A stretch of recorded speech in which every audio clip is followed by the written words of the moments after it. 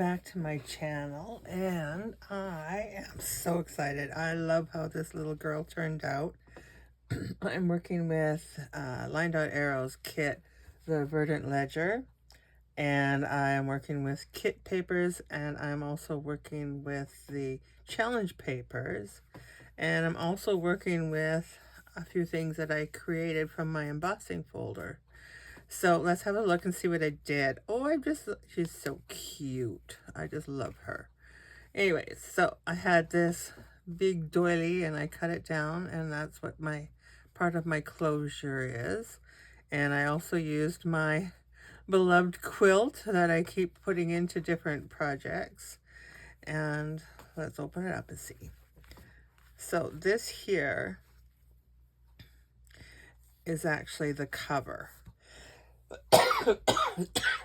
Excuse me, I'm still coughing. This cold is just not letting up. So anyways, this comes off of here. So this is my cover. So you can choose to use it or not use it. This is my son's birthday. Not the year, of course, but this is my son's birthday. So I had to put that in there. And then in here is just a pocket where you can put your own little special little things. And I just added a few pieces that I had, a tag here, and then that's just a piece of paper that I had left of some scrap. And with these two, just something that I had used elsewhere, and just the pieces that I had left over, cut them into a little tag. And I actually, this is a die cut that I have, and I actually took the die cut and did the vellum as well. So it works. I'm quite happy with how that turned out. And I call this my wellness jar. So with these ones here, this is again a pocket here and a pocket here. And I tried to do different things throughout, but keeping some consistency. So I do have some bundles of papers with the hearts.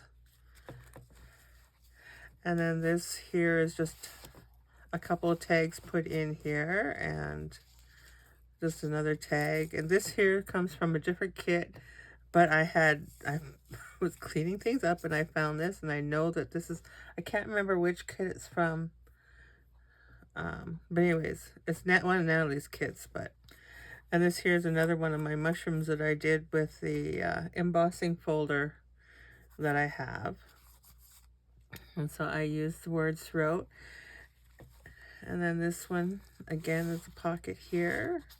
I put some black ribbon on that one. And then this is just some papers that I cut down from when I was cutting the jars out. And so there's some writing spaces in there. And this jar is full of blessings, and this one's abundance. And then this one here is my inspiration. And so there's a tag in here, but also a flip through of some papers to write your note.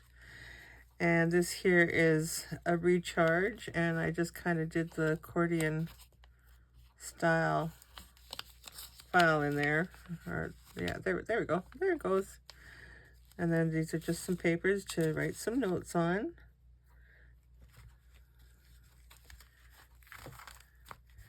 And then this one is some more tags, and this is one of the pockets. And I just, as you can see, this is where the fold is supposed to be. I just made it so it would fit in my jar. And some more. Lots of writing spaces in here for little notes, not big long stories, but maybe you just want to put something as to what you're thankful for. Or part of nature, maybe you went and saw a bird, listened to a bird sing today or something. I don't know. And then cherish. Special moments that you want to cherish. And then when you go like this, then there's some more. So just another place to write some stuff. And another one of those little scrappy notepads. And some more of my quilt that I ran all the way through. And this one here, some more writing spots. I used a lot of my lace and such. It was nice to use it. And it went very well with my quilt. And then, of course, we couldn't have a jar journal without a gratitude journal, a gratitude jar. So, and things to embrace. And some more writing spaces in there. And this one here, tranquility. And some more writing space. I didn't back them because I thought, well, you're just going to write on them.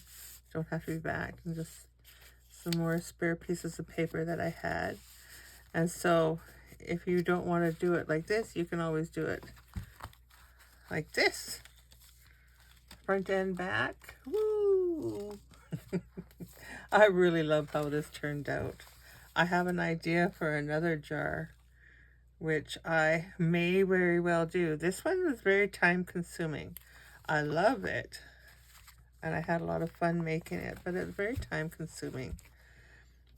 But I used the week 1 challenge papers, and I don't think I followed the challenge to the T, but I did make something what I think is cute.